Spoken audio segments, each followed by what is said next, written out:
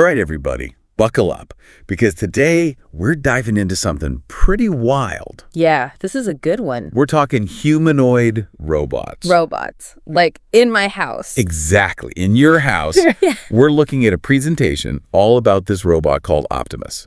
And this isn't some, like, futuristic fantasy. Yeah. They're claiming this thing could be in homes, like, really soon. Okay, now that sounds too good to be true, right?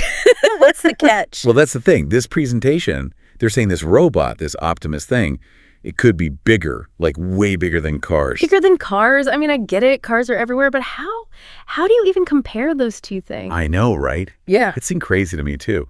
But it got me thinking, right? Like, what would it take for a robot to be in every home? It's not just about building a cool gadget. It's got to be useful, right?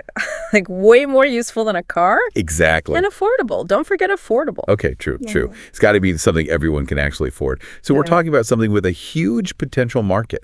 Think about it. Almost every household could use an extra hand with, like, daily tasks, right?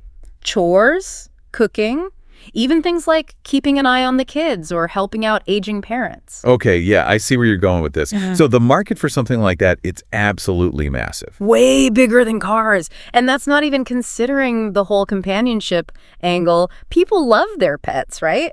Imagine a robot buddy who can actually, like, understand you and interact. Okay, you're painting a very interesting picture here, but let's pump the brakes for a sec.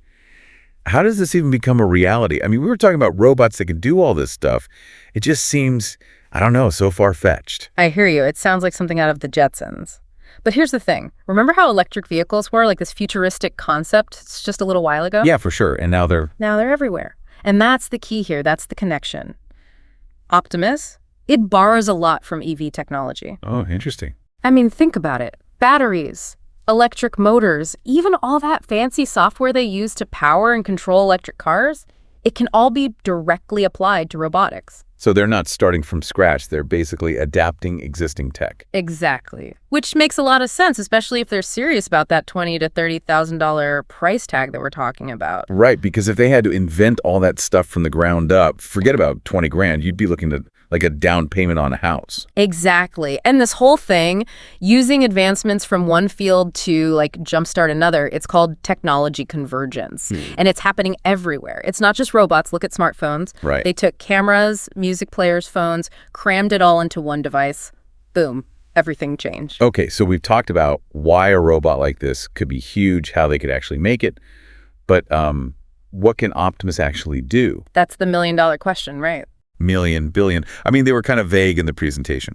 Yeah. But they did show Optimus doing some pretty cool stuff. Like, picture this. Your robot's taking care of groceries, tidying up the house, maybe even keeping you company on a walk. Okay, now you're speaking my language. Right. I mean, sign me up. A robot who can do the dishes. Yes, please. Right. And it wasn't all, like, fun and games either. They even mentioned things like babysitting. Oh, wow. Now that's a whole other level. Yeah. I'll admit, it made me a little uneasy, but also, kind of amazing. It makes you think, right? Yeah, big time. Like, if robots are doing all the boring, everyday stuff, what does that free us up to do? That's the question, isn't it? Do we just, like, kick back and relax?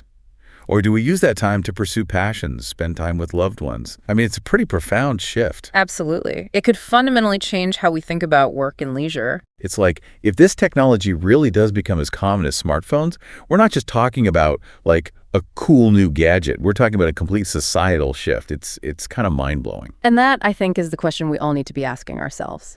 If Optimus, or something like it, becomes the norm, how would you use it? What would it mean for your life, your family, your community? Something to think about, right? Definitely something to think about.